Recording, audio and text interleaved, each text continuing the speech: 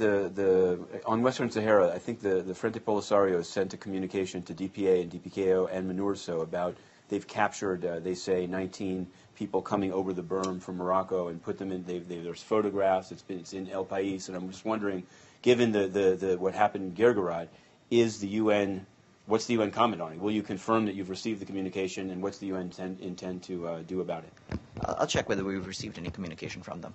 And yesterday, down in court in the Englap Sang / John Ash case, it emerged. A number of things came out, but as to the UN, that South News, which was Englap Sang, it's been documented in the case, entirely funded by him, was working to reach an agreement. An email was put on the screen, working to reach an agreement with not only the Office of South-South Cooperation, but UN TV to put their material in. And so I wanted to know, given what's been revealed in the case about South-South News' connection to a bribery scheme, will you, maybe you'll answer it from the podium, or if you could, I would just ask you, not just as to the Office of South-South Cooperation, but as to UN TV, a division of the Department of Public Information, to determine whether such an agreement was ever reached and what their statement is about this South-South News material still in UN TV archives. Well, first of all, I don't have any comment on the ongoing trial, and I wouldn't have that as that proceeds.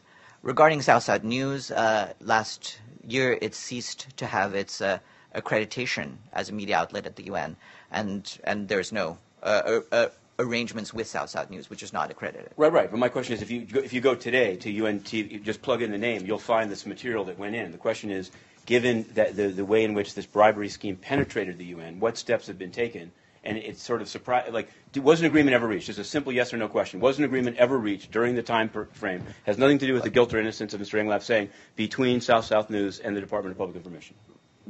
Like I said, I don't have any comment on the information that comes out in the trial. What I can say, clearly there is no agreement with South-South News, which is not accredited as a media outlet at the UN. Right.